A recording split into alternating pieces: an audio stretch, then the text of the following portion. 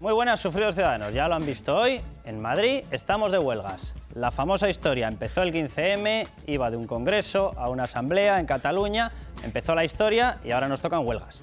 ¿Huelgas dónde? En Madrid. ¿Podía haber sido en Andalucía? No. ¿Podía haber sido en Cataluña? No, hombre, no. En Madrid. No vaya a ser que se nos estropee un poco el tiro y no sepamos muy bien hacia dónde vamos. Está la acusación directa, y hoy va a estar con nosotros en el programa el vicepresidente de la Comunidad de Madrid, Ignacio González, la acusación directa de que esto es una huelga política. A mí déjenme sin más que les cuente un poco el panorama y cada uno que opine lo que quiera. Pero se me ocurre, por ejemplo, el señor Griñán, resulta que le iba a bajar un 5% el sueldo a los profesores, eso sí, de concertada, ¿eh? No vaya a ser que no hagamos aquí distingos y resulta que no se note que marginamos. Bueno, ¿allí hay alguna huelga? No, ninguna. Cataluña cierra 1.000 de 4.000 camas hasta octubre. ¿Ha habido alguna huelga? No, ninguna. El gobierno le baja el sueldo a los funcionarios, y entre ellos los profesores, hasta un 10%. ¿Ha habido alguna huelga? Hubo una genérica. ¿Alguna de los profesores específica? No, ninguna. Ha salido el plan de Barreda, que por cierto ha tenido la desvergüenza de negarlo cuando está el documento publicado en el diario El Mundo. El plan de Barreda, que incluía nada más y nada menos que privatizaciones en los asilos, privatizaciones en las carreteras normales, en las autovías, en todo eso, en los colegios, por supuesto. ¿Ha habido alguna huelga? No, ninguna. Y así podríamos seguir durante todo el programa. Yo no sé lo que opinarán ustedes, pero qué casualidad, oye, que siempre las huelgas siempre se vienen hacia aquí. Le podrían haber montado, por ejemplo, una huelga al señor Chávez, que se está dedicando a dejarse cursillos de inglés para todo su gobierno antes de marcharse. Es decir, a los de Griñán, a los antiguos. Bueno, pues esos. Chávez, ¿qué ha hecho? Pues recolocar, cómo no, sin la cualificación mínima, ahora a sus sobrinos y con cuñado. ¿Ha habido alguna huelga por eso? No. ¿Qué está haciendo el FMI? Decirnos que nos vamos al garete. ¿Qué está haciendo el BCE? Decirnos que aplicamos más reformas o esto no se levanta. ¿Ha habido alguna huelga? No, ninguna. Juzguen ustedes mismos si es una huelga política o esto es única y exclusivamente por los derechos laborales. Empezamos en nada.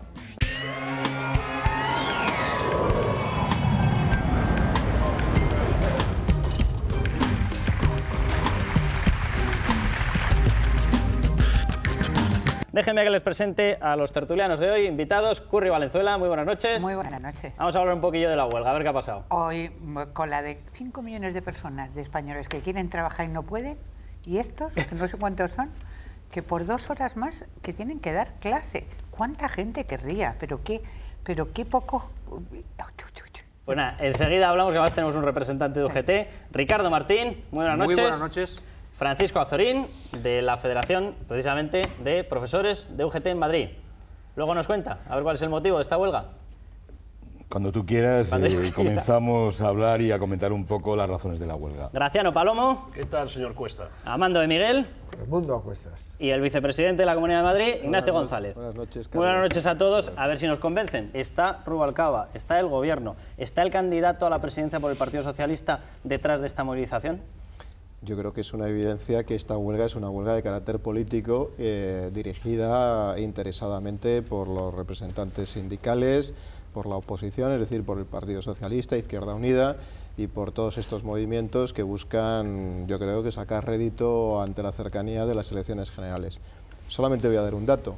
La manifestación de esta tarde la encabezaban 3 ilustres profesores de secundaria, al parecer, que son don Eusebio González, que por cierto hoy tenía comparecencia quien les habla en la Asamblea de Madrid. Él era el portavoz y se ha excusado, ya sabemos dónde estaba, sujetando la pancarta.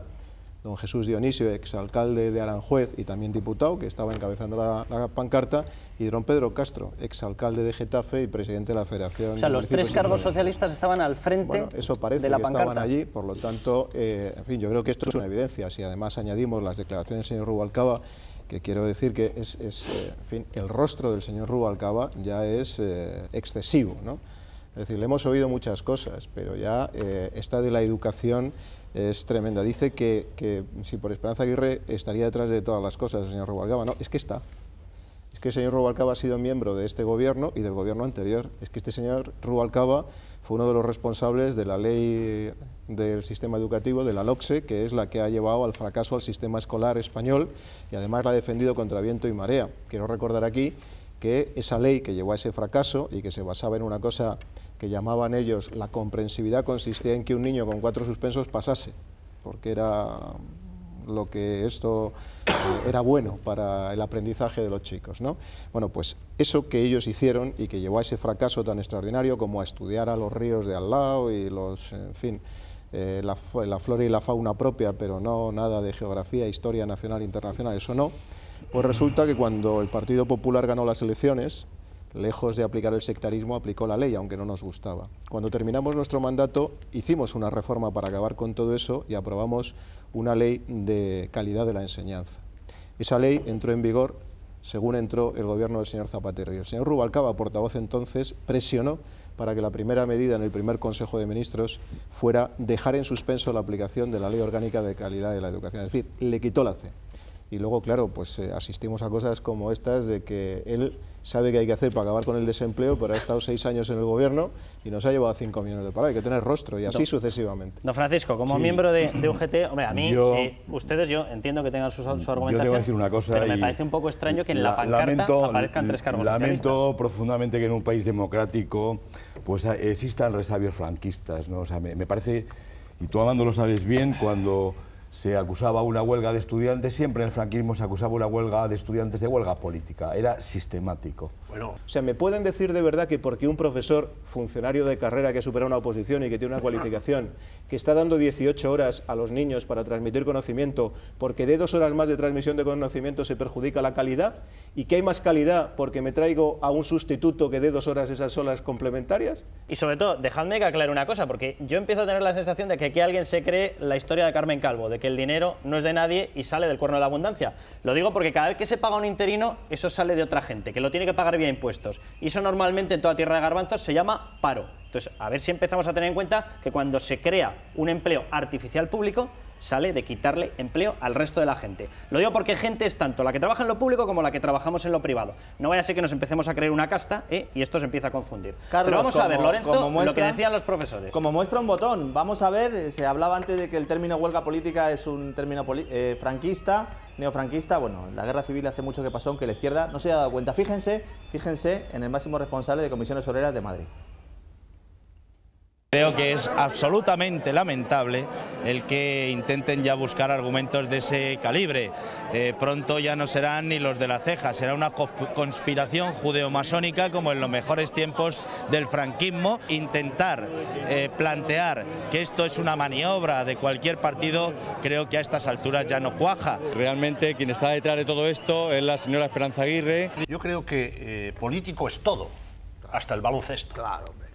Todo es político. Pero quiero recordar que quien puso de moda lo de la huelga general política fue el Partido Comunista en aquella época, el Santiago Carrillo. Habría que hacer una huelga general política para derribar al régimen franquista. Luego se murió en la cama, pero esa es otra cuestión.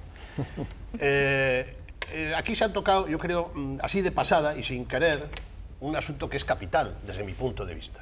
Y lo ha empezado sacando Curry, que ha dicho que ella acaba de venir de Andalucía.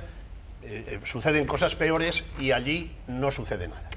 Eso, desde mi punto de vista, eso es tremendo, porque esta es una competencia donde no debía haber salido nunca del Estado, o sea, del gobierno central, esto y la sanidad en concreto. Habría que elevarse un poco y pensar, por ejemplo, el sistema educativo en España es un desastre.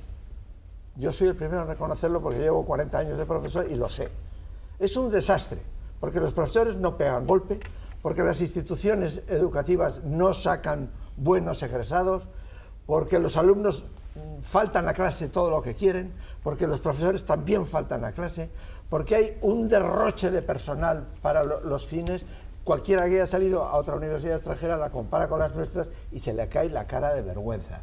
Es decir, aquí no las 2 horas, aquí hay que echar a cientos de miles de funcionarios y muchos de ellos profesores. Déjeme que le haga yo esa pregunta, porque de verdad yo se lo escribí en una columna hace aproximadamente un mes y sigo sin encontrar una respuesta.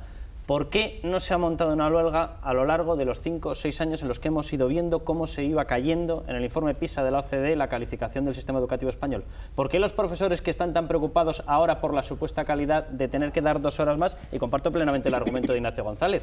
Yo pensaba que si los daba el especialista, el que estaba llevando la clase, era mejor que si los daba el interino que venía de nuevas para dar esa clase. ¿Por qué no los sindicatos han puesto el grito en el cielo cuando nos demostraban que nuestro sistema educativo era una absoluta porquería? La FETE, bueno, me parece que es un tema por cuanto menos debatible. La FETE-UGT ha estado siempre en contra del proceso privatizador de la educación pública que se ha seguido en la Comunidad de Madrid. ¿Pero esto qué tiene que ver con lo que yo le he preguntado? Bueno, pues ya estamos aquí. Déjenme que les presente a los dos nuevos invitados que me acompañan. Borja Cabezón, portavoz del Partido Socialista de Majadahonda. Buenas noches. Buenas noches. Y Teresa Jiménez Becerril, eurodiputada del Partido Popular, víctima del terrorismo y grandísima amiga de esta casa. O sea, encantadísimo de teneros aquí. Exactamente, que con ese dinero se mata gente. ¿Cuánta? Si ETA tiene ¿se decidido... mató? Perdóname, yo no te interrumpo cuando tú hablas, tú no interrumpas cuando yo hablo. De acuerdo, sí. Y cuando acabo de hablar, entonces me preguntas. Resulta que con ese dinero se mata gente. No. Sí, se mata gente, y cuando no quieren matar a gente, no los matan porque no les interesa.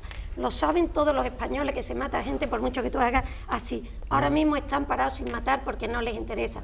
Pero han matado mucha gente, como han matado a mi hermano, como han matado a su mujer y como han matado a 1000 personas. Y tú lo sabes. Sí. Por lo tanto, no se puede dar un chivatazo a unas personas para que se escapen con ese dinero, porque es una responsabilidad y no sabemos qué van a hacer no está probado con ese dinero.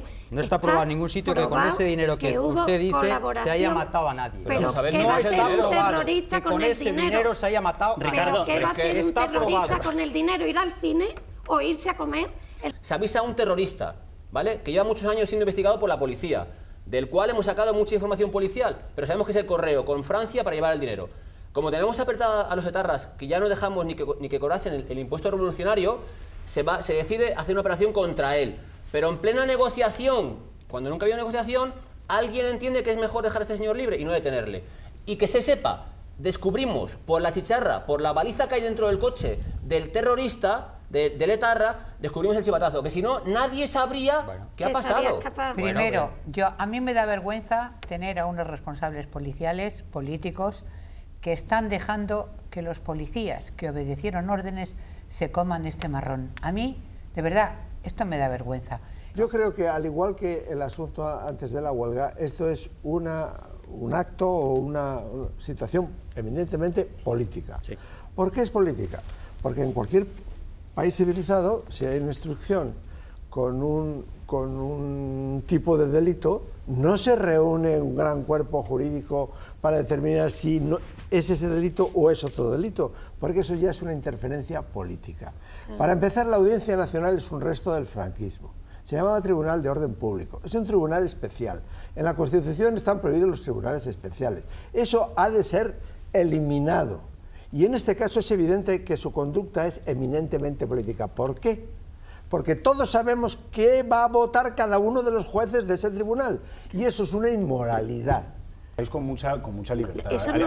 Al igual que acusar con el tema de esto de las matrículas y demás, vamos a ver, el ministro del Interior, el ministro de todos los españoles, nos guste más o nos guste menos, es el ministro de todos los españoles. Sí. Te está diciendo que la policía francesa, policía que ha colaborado con nosotros para derrotar a 6 jefes de ETA, ha dicho que son delincuentes. ¿Y por qué lo sabe? Yo no lo sé. Bueno, como que, hombre, evidentemente, porque él tendrá un servicio. ¿Y no te parece? ¿Y por qué lo sabe? Un servicio de inteligencia. A lo mejor dentro de 15 días te dice que eran paetas. No tenemos la seguridad. Sí, pero que tendrás que hacer caso del ministro de Interior y demás. No, pero de los mismos que ya nos mintieron con las 350 pistolas. No. Sí, pero es que por esa. O sea, yo estoy dispuesto a dejarme engañar 13, 14, 15 veces. Pero 56 empiezo ya a resistirme, la verdad. Muchísimas gracias. Nos vamos un momento a publicidad. Volvemos y contestamos a la pregunta, Twitter, SMS, etcétera. Volvemos en nada. Bueno, pues les damos los resultados de esa pregunta. ¿Dónde estaba Rubalcaba? Voy a dar los datos fríos porque, como dice Zapatero, yo de política no opino. Lo que ha dicho hoy nuestro gran presidente timonel. Lo podía haber dicho hace 8 años. Visor de nubes. Tremendo lo de Zapatero. Bueno, ¿está Rubalcaba detrás de la huelga? Sí, el 86% de nuestra audiencia considera que está el señor Rubalcaba, por lo menos el PSOE, el aparato. Bueno, de hecho ha habido declaraciones de ministros, el señor Gabilondo y también del propio portavoz, su candidatura, el señor Blanco, que está a favor de esta huelga o que por lo menos pedía que las masas salieran a la calle. No el 14%. Lorena, aclara que a lo mejor los del no es que piensan que en vez de detrás estaba delante. No. Que nos vamos, que se nos acaba el tiempo. Muchísimas gracias a todos. Ya saben, a descansar, que hay que levantar España.